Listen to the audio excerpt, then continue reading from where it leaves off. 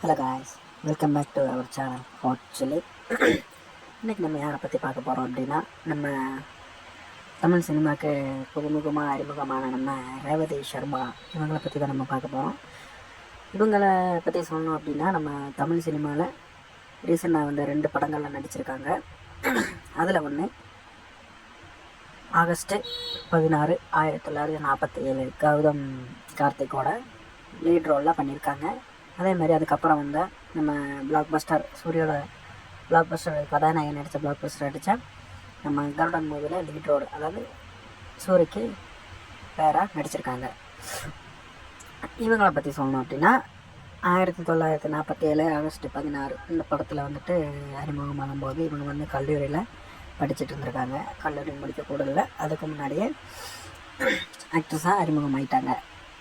இவங்க எப்படி ஆக்ட்ரஸாக அறிமுகமானாங்க அப்படின்னா, ஃபோட்டோஷூட் மூலியமாக தான் ஆக்ட்ரஸாக அறிமுகமானாங்க. அது வந்து இவங்களுக்கே தெரியாத ஒரு இன்சிடெண்ட். இவங்களோட ஃபேமிலி ஃப்ரெண்டு வந்துட்டு ஃபோட்டோஷூட்டுக்காக இவங்களை வந்து கூப்பிட்ருக்காங்க. ஒரு ஓணம் செலிப்ரேஷனுக்கு இவங்க வந்து ஃபோட்டோ எடுத்து அதை இன்ஸ்டாகிராமில் போஸ்ட் பண்ணியிருக்காங்க.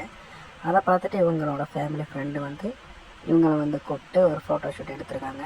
அந்த ஃபோட்டோஷூட்டை பார்த்துட்டு அந்த ஃபேமிலி ஃப்ரெண்டோட ஃப்ரெண்டு, அதாவது அந்த ஆகஸ்ட் 16 ஜூலை ஆகஸ்ட் 16 1947 அந்த படத்தோட டைரக்டர் இவங்களை வந்து அப்ரோச் பண்ணியிருக்காங்க. அப்புறம் வந்து ஆடிஷன் வச்சு இவங்க வந்து செலக்ட் பண்ணி அந்த படத்தில் வந்து நடிக்கவும் வச்சுருக்காங்க. ஸோ அதே மாதிரி தான் கருடன் படமும் இவங்களுக்கு எப்படி இந்த வாய்ப்பு கிடச்சிச்சு அப்படின்னா, ஆக்சுவலாக இவங்க வந்துட்டு சினிமாவுக்கு வரணுன்னு அவங்களுக்கு வந்து ஒரு எதிர்பார்ப்பு இல்லை. இது வந்து ஒரு இன்சிடெண்ட் நடந்தது தான். ஸோ சினிமாவுக்கு வர காரணம் என்னென்னு பார்த்தீங்கன்னா, அந்த ஃபோட்டோஷூட் தான். ஸோ இவங்களுக்கு வந்து என்ன ஆசை, என்ன ஆகணும் அப்படின்னு சொல்லி ஆசை இருந்துச்சுன்னு பார்த்தீங்கன்னா, ஒரு ஷெஃபாக தான் ஆகணும்னு சொல்லி ஆசை. அதாவது ஒரு என்ன சொல்கிறது, ஒரு ஹோட்டல் மேனேஜ்மெண்ட் அல்லாமல் ஒரு ஒரு வேறு மாதிரியான ஒரு சமையல் கலைஞர் ஆகணும்னு தான் இவங்களோட ஆசை. ஸோ அந்த ஆசைக்காக அவங்க வந்துட்டு அதாவது கல்லூரியில் படிச்சுட்டு இருக்கும்போது இவங்களுக்கு வந்து இந்த வாய்ப்பு கிடைக்கும். அவங்க இப்படியே இந்த பக்கம் வந்துட்டாங்க. ஸோ இருந்தாலும் அந்த வாய்ப்பை வந்து தக்க வச்சுக்கிட்டு அதுக்கப்புறம் இவங்களுக்கான ஒரு ஆம்பிஷன் இருக்கு இல்லையா, அதனால் வந்துட்டு இவங்க வந்து கல்லூரியும் இப்போ முடிக்க போகிறாங்க.